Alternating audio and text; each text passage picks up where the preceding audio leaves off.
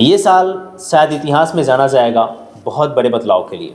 ये बदलाव चाहे आपकी एलिजिबिलिटी क्राइटेरिया को लेकर के हो, यूपीएससी में हो, यूजीसी नेट में हो, पीसीएस एग्जामिनेशन में हो, या आपका अंडर ग्रेजुएशन में हो, हर एक सेक्टर में नए नए चेंजेस देखने को मिल रहा है।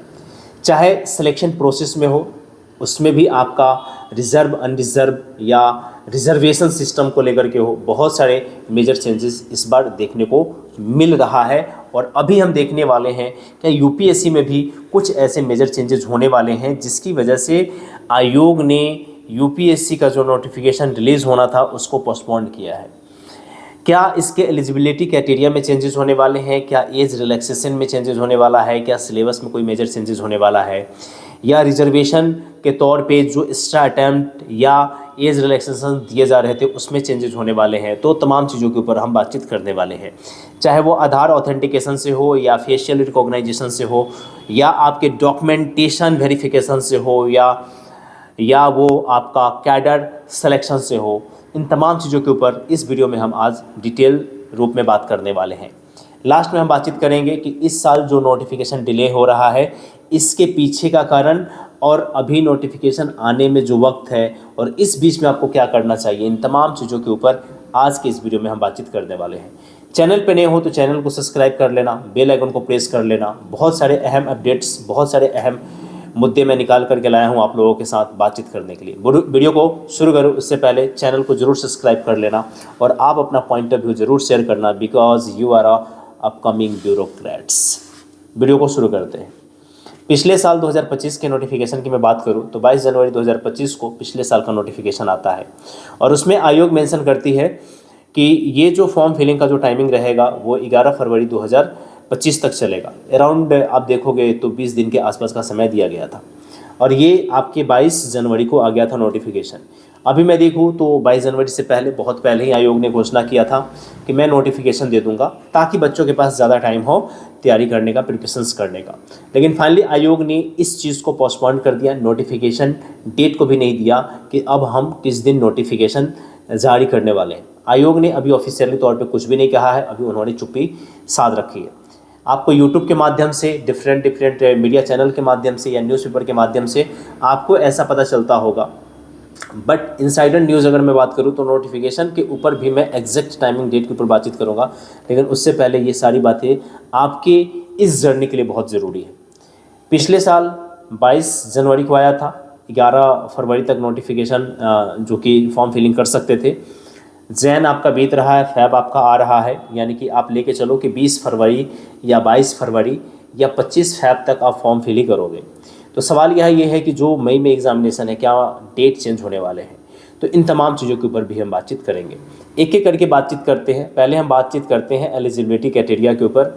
कुछ लोग ऐसा कह रहे हैं कि जो एलिजिबिलिटी क्राइटेरिया आयोग के द्वारा रखा गया है, एज रिलैक्सेशन आयोग के द्वारा रखा गया है, उसमें मेजर चेंजेस देखने को मिल सकता है।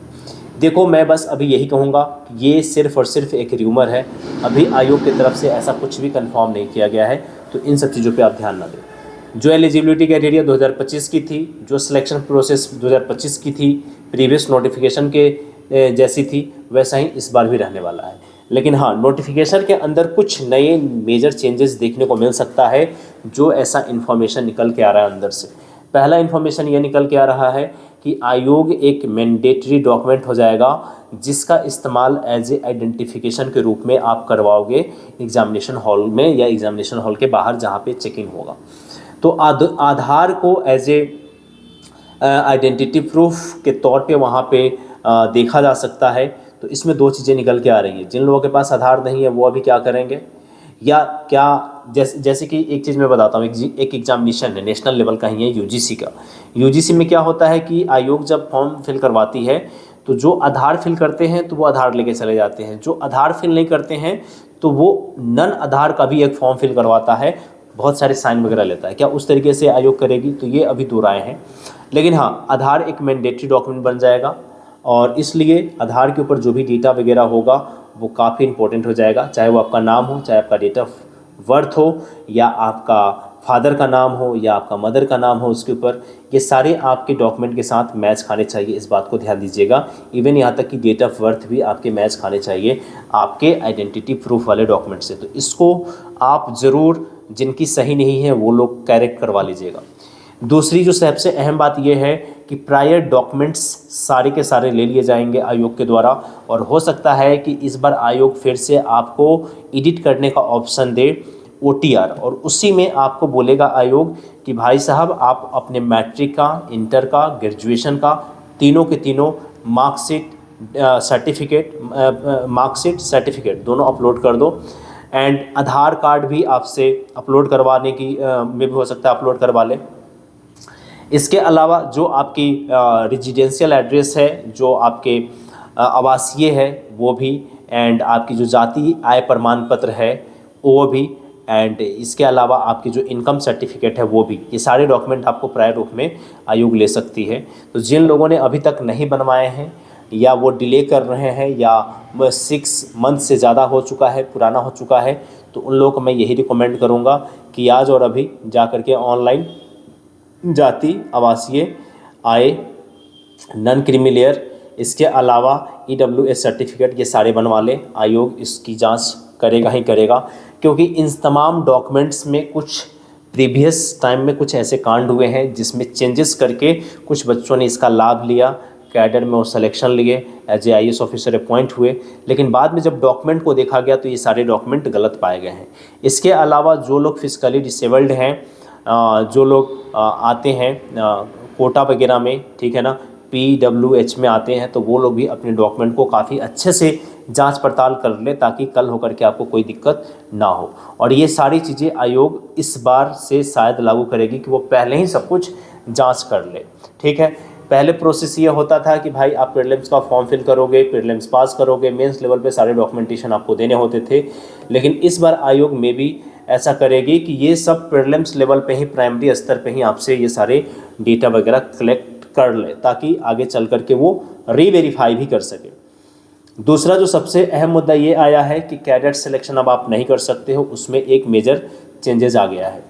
तीसरा जो सबसे अहम बात यह है कि अभी तक आयोग ने कोई भी ऑफिशियली तौर पे डेट जारी नहीं किया है कि नोटिफिकेशन कब आएगा, लेकिन इनसाइडर इन्फॉर्मेशन जैसे कि पहले आ रहा था वैसा ही अभी भी है कि वो आपको 2 से 3, 4, 5 फ़रवरी के बीच में आपको देखने को मिलेगा। मल्टीपल डेट्स है, तो जब तक कोई एक डेट 100% सेलेक्ट नहीं होता है तब तक मेरे लिए कुछ कह पाना मुश्किल है, तो इस बात को ध्यान में रखिएगा।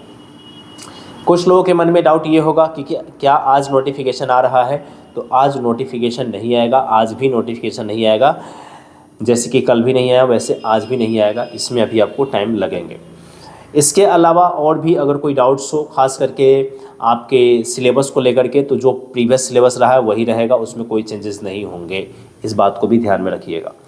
हाँ, कुछ चीज़ें जो एक्स्ट्रा की जा रही है वो आपके बायोमेट्रिक पे की जा रही है, आधार पे की जा रही है। एलिजिबिलिटी क्राइटेरिया में भी हो सकता है कि कुछ चेंजेस देखने को मिले, लेकिन वो एग्जैक्टली क्या होगा वो बता पाना शायद मेरे लिए भी पॉसिबल नहीं है, वो अब नोटिफिकेशन आएगा तभी मैं बताऊंगा। अभी ग्रेजुएशन है तो ग्रेजुएशन तो रहेगा ही रहेगा। डेट और अटैम्प्ट्स में क्या कोई चेंजेस हो सकते हैं, तो इसके ऊपर एक चीज़ देखना होगा, मे भी हो सकता है, क्योंकि देखो अभी UGC में बहुत बड़ा चेंजेस हो गया है, ठीक है ना, और इसको लेकर के हो हल्ला चल रहा है। मे भी हो सकता है कि कुछ ऐसा ही फिर से अपडेट आ जाए, ठीक है, तो कहना बहुत मुश्किल है भाई। तो गाइज़ देखो, फाइनल मैं कंक्लूड करता हूँ इसको। अभी जो एलिजिबिलिटी क्राइटेरिया प्रीवियस है अभी उसी को लेकर के चलो। दूसरी बात यह है प्रिपरेशंस के ऊपर फोकस करो, ना कि इन वीडियोस के ऊपर। तीसरी जो सबसे अहम बात यह है कि नोटिफिकेशन आपके फ़रवरी के फर्स्ट वीक में आएगा। चौथी और सबसे इम्पोर्टेंट बात यह है कि आपके पास कुछ प्रायर डॉक्यूमेंट्स होने चाहिए, जो कि मैंने आपको पहले ही बता रखा है।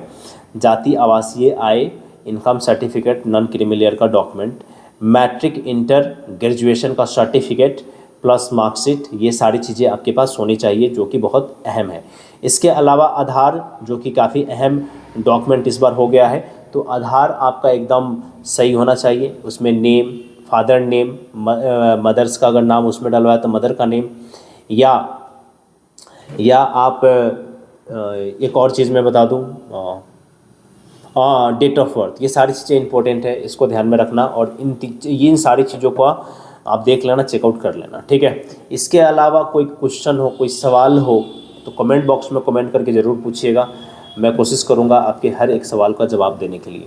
इस वीडियो में बस इतना ही रखते हैं, मिलते हैं नेक्स्ट वीडियो में। वीडियो अच्छी लगती है, चैनल पे नए हो तो सब्सक्राइब कर लेना, बेल आइकन को प्रेस कर लेना। और एक बात मैं दावे के साथ कह सकता हूँ कि ऑफिशियली तौर पे जो भी अपडेट आएगा सबसे फास्ट सबसे तेज़ आपको अनस्टॉपेबल पे ही देखने को मिलेगा। तो चैनल पे अगर नए हो तो must subscribe it and join it.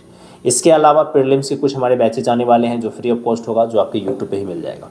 Thank you so much everyone, जय हिंद।